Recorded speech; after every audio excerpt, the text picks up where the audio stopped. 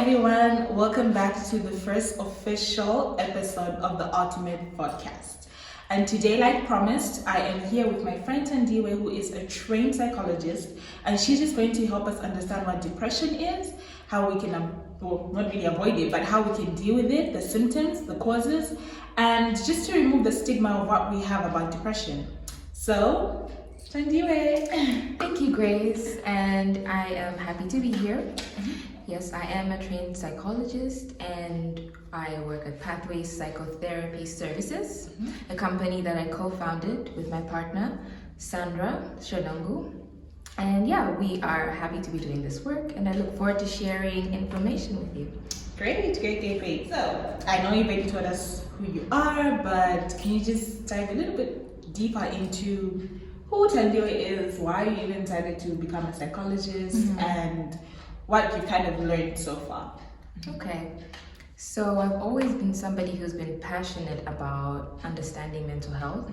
You know, it's always seemed like something that's scary. You know, when you hear mental health, it's like, what does that mean? Or does it mean you're crazy? Or does it mean Chainama? You know? Yeah. But for me, it was also, you know, I remember in high school, you were talking about, I want to be a psychologist, you know, and I thought to myself, wow, what's that, you know? And so as I started learning more about what a psychologist does, I decided I wanted to be one too, you know, to be able to understand people. And, you know, as I was learning, I also learned so much about myself, you know, and so it's been this journey of just, you know, knowing the value of being able to help somebody who's in a place that, you know, even they don't know how to get out of, but you work together, you know, to get them to a good place. And for me, the reward is in seeing somebody, you know, walk away, you know, feeling good about themselves and happy that they took on therapy.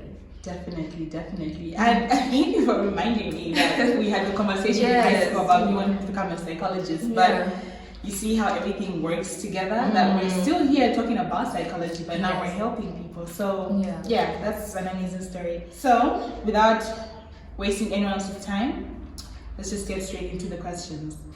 Question number one, and I know it's a very broad question, but you can try and narrow it down as much as you can. What is depression?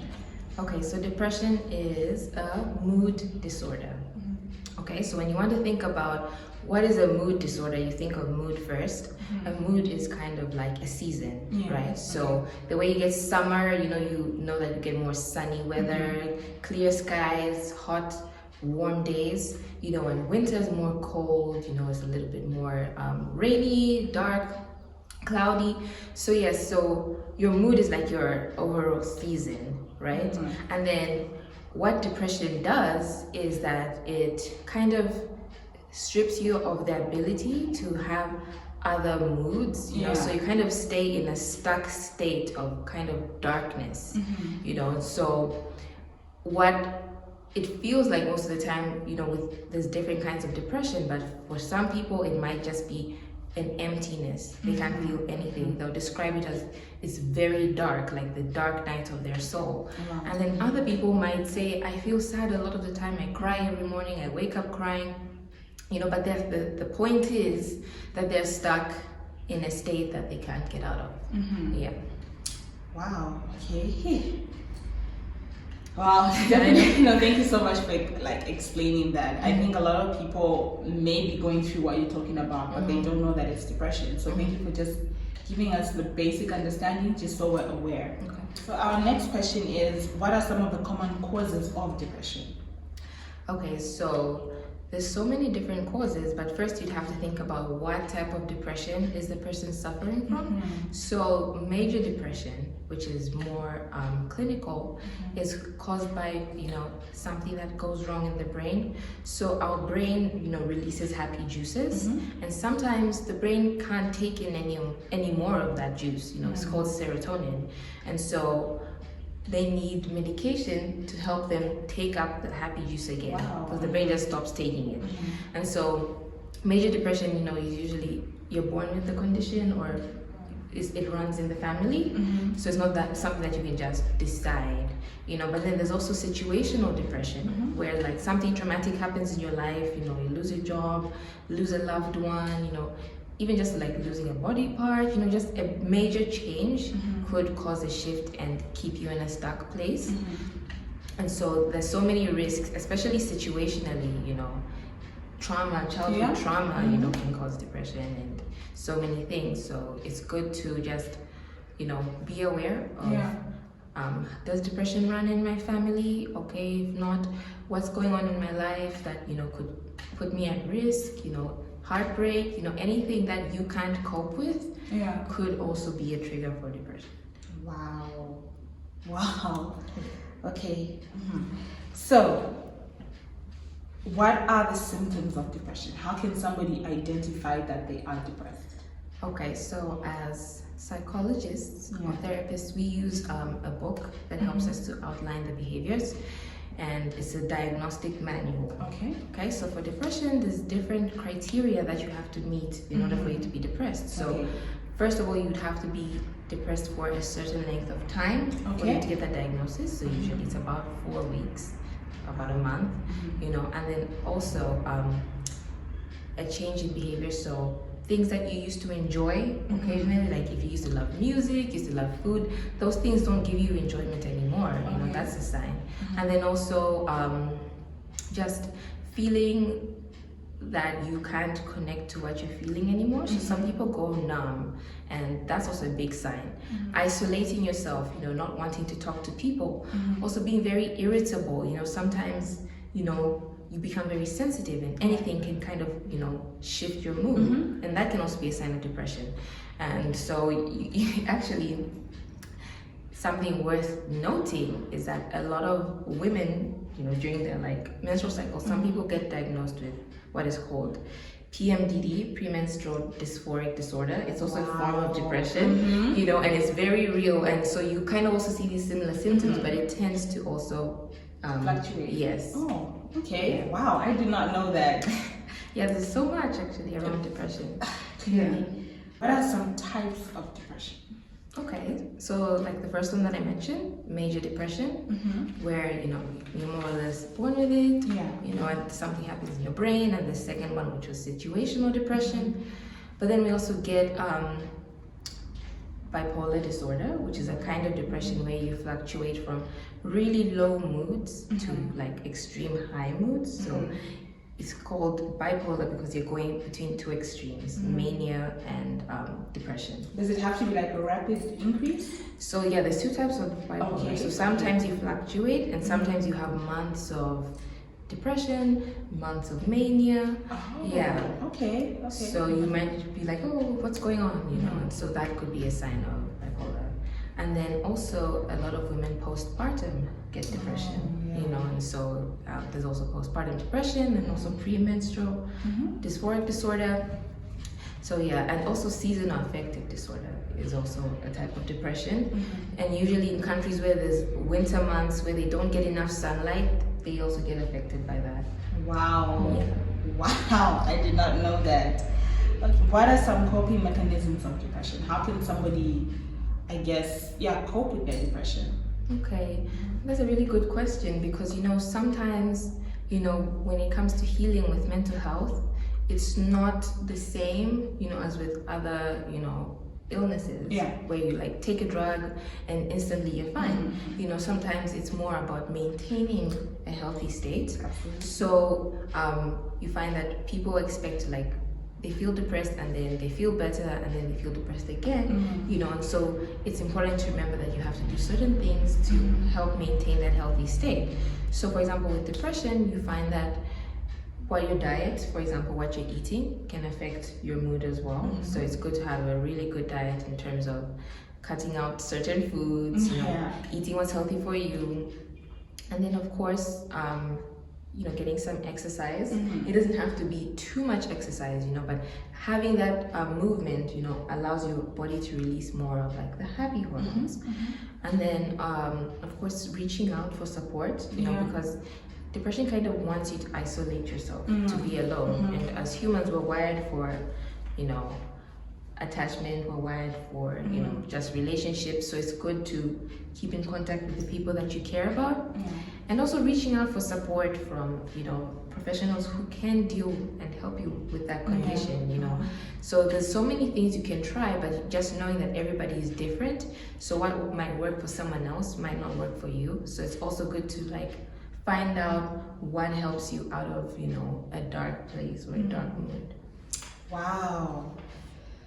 And seeing a professional, could you kindly just tell us about Pathway and your services and how people can contact you and all of that great information? Okay, so Pathway is a private practice. Like I said in the beginning, I started it with a partner, and together we have the goal of being able to provide quality service, to people, but at the same time trying to make it affordable. Yeah. Because one thing that I, took from my studies was how, mental health is seen as a middle class, kind of, service. Yeah. So you have to be able to afford it to get access, which is unfair sometimes. Yeah, exactly. So of course we try to strike a balance in saying, okay, how low can we go and also be able to reach a wider number of people, because on average it's a very costly service. So we are trying to work around that and also trying to have a community-based approach as well, working towards making people more aware about how their mental health is important. And for me, just being a Zambian, I understand that so many people don't understand mental health. So I've always had, the passion to be people need to know more, people need to understand their mental health, and one of my sayings is, it's really all about you. When you think about mental health, it's all about what's going on with you. So even if in relationship, we're having a fight, it's not about, what's going on with Grace. If I'm mad at you, I also have to check with myself and say, what's going on with me? Why did that make me angry?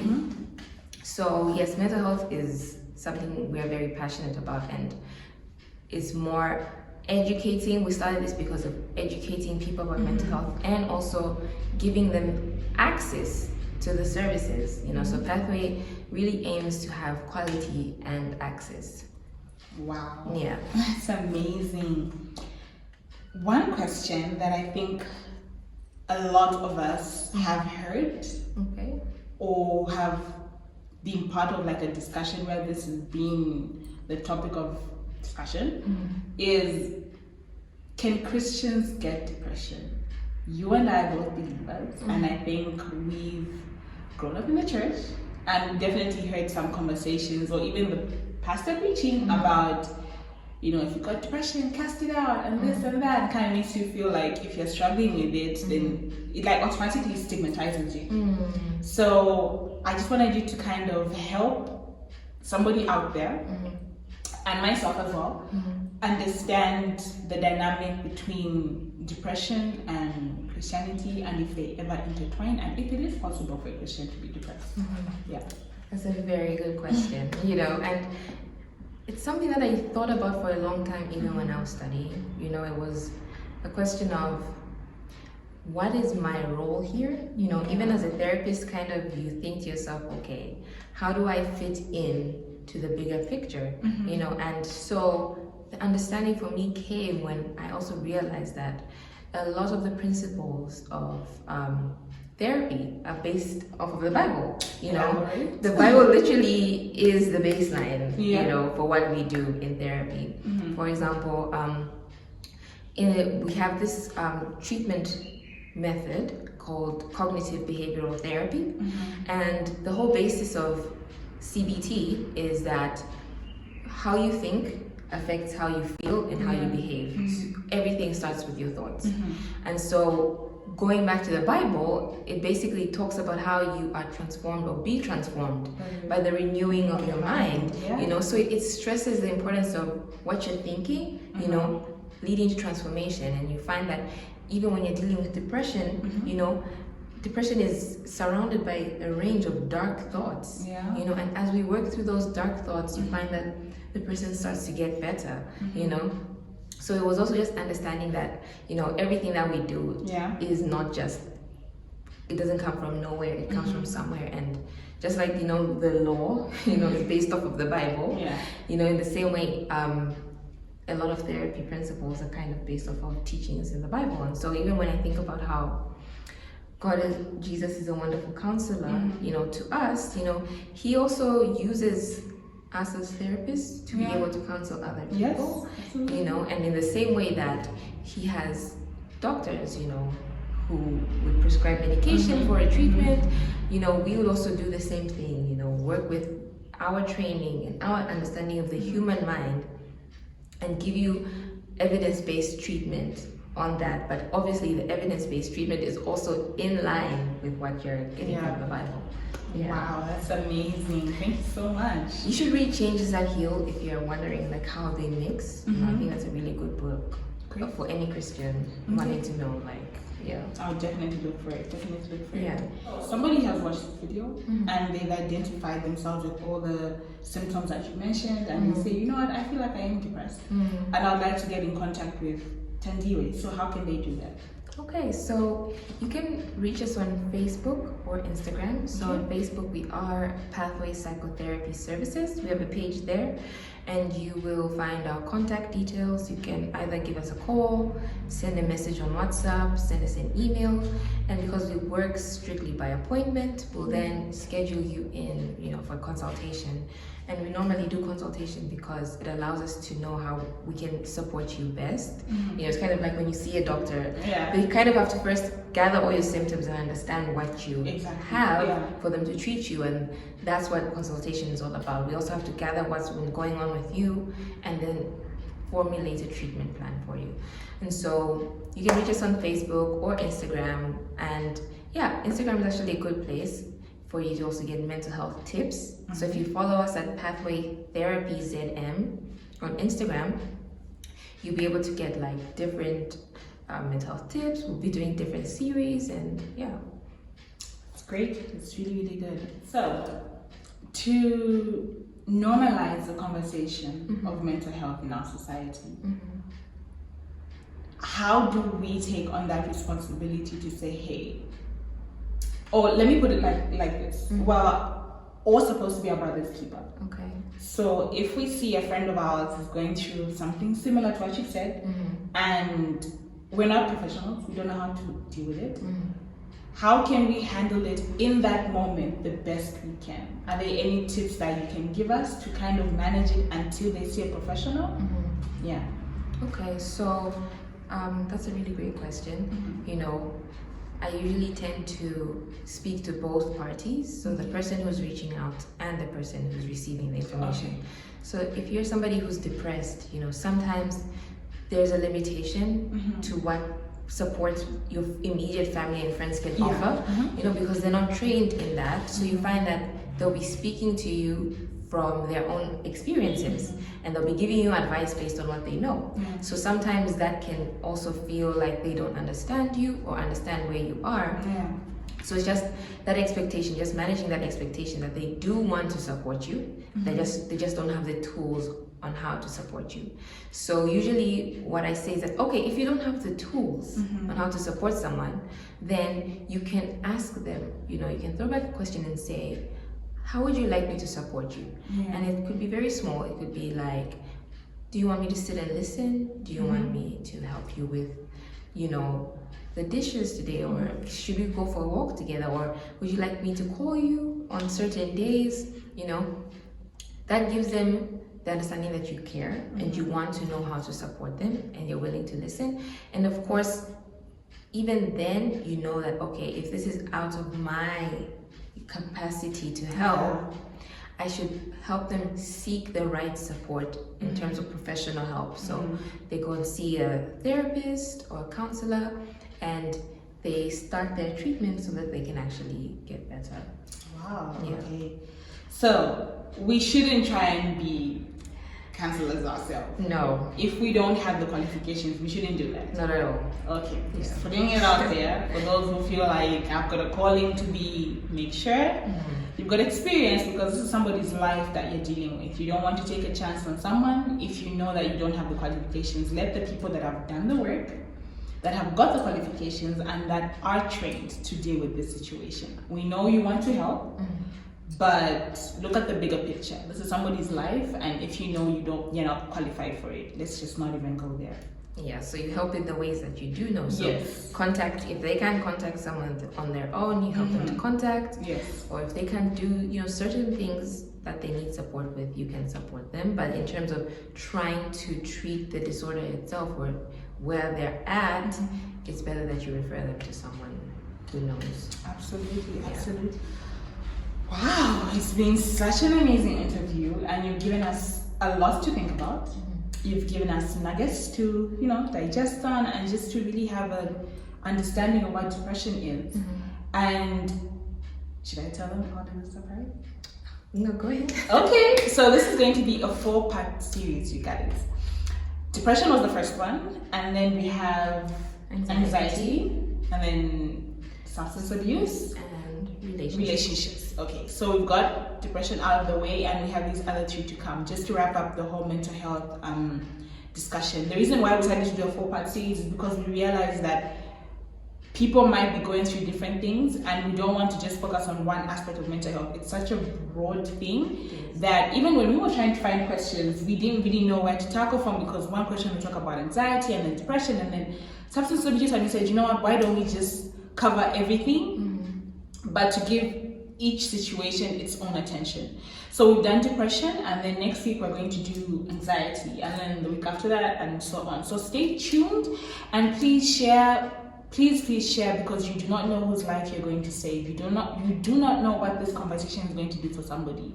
So please please comment, please share, and let's get the word out there. Let's make mental health a normal discussion. Let it not just be when somebody has decided to take their life. Let it not just be a hashtag. Let it be something that we can bring to the table without people feeling awkward and weird. The way you can talk about, football or fashion is how we want to make mental health. Where if somebody comes and says, you know what, you guys, I think I'm going through this, you don't get started by it, but instead you say, I've educated myself, I'm aware of what mental health is because of the videos that I've watched, and I know where I can direct this person, I know where I can refer them, because I've taken it upon myself to educate myself. We are only as good as what we know. And the whole motto of this thing is, if you know better, you do better. So let's share the word. Let's get it out there. Let's make sure that the people around us are taken care of. Let's be sensitive as well to what people are going through.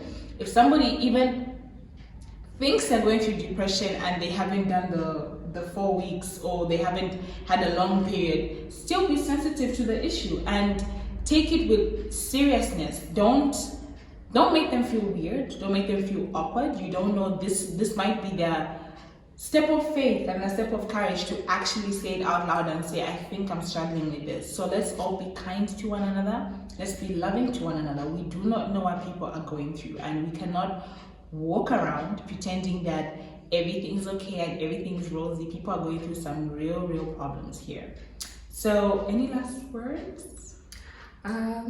Just also check in with yourself. Yes. You should understand, where you're at, how are you feeling, part of self-care isn't just, the candles and, the bath. Yeah. It's also sometimes just having those difficult conversations with yourself and saying like, okay, am I okay? Did this affect me? Do I need to talk to someone? And if you do, that's okay. If you don't, that's also okay. Okay. Thank you so much for mentioning that.